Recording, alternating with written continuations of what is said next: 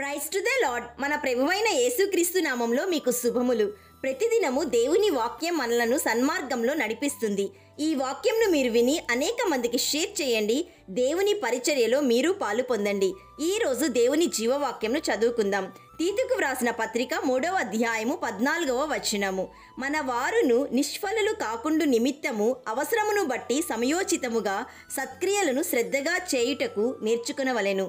Titus chapter 3 verse 14. Let our people also learn to maintain good works to meet urgent needs that they may not be unfruitful.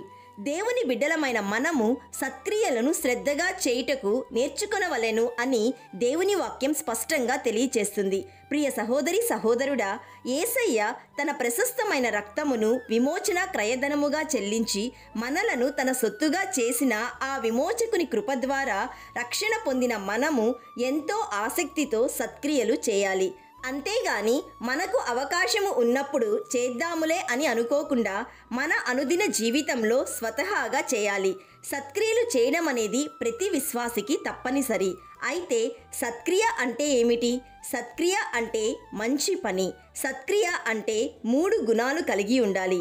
మొదటిగా మనం చేసే సత్క్రియ దేవుని చిత్తానుసారమైనదిగా ఉండాలి.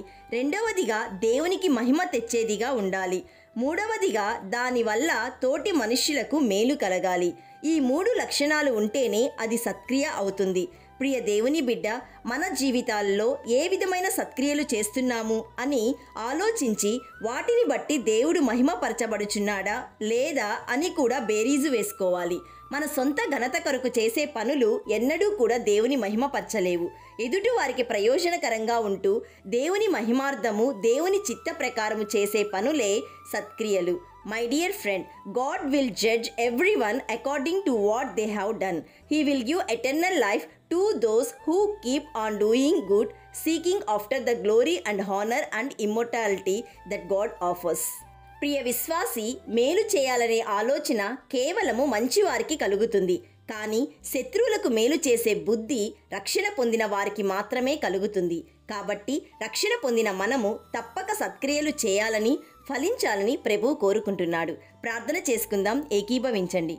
సృష్టికర్త అయిన తండ్రి, ఈరోజు జీవవాక్యం ద్వారా మాతో మాట్లాడినందుకు మీ కృతజ్ఞతాస్తుతులు. తండ్రి, నీ నామ మహిమార్థకరంగా ఎదుటి వారికి మేలు చేయటం మాకు నేర్పించండి. సత్క్రియ చేయని ఎడల వాకిట పాపము పొంచియుండును అని వాక్యం సెలవిస్తుండగా ఇటువంటి పాపము నుండి మమ్మలను తప్పించు తండ్రి. ఈరోజు వాక్యం వింటున్న ప్రతి ఒక్కరూ సత్క్రియలు అను ధనము గలవారగుటకు కృప దయచేయుమని నిజమైన ద్రాక్షవల్లి అయిన యేసయ్య నామంలో అడుగుచున్నాము తండ్రి. ఆమెన్. God bless you.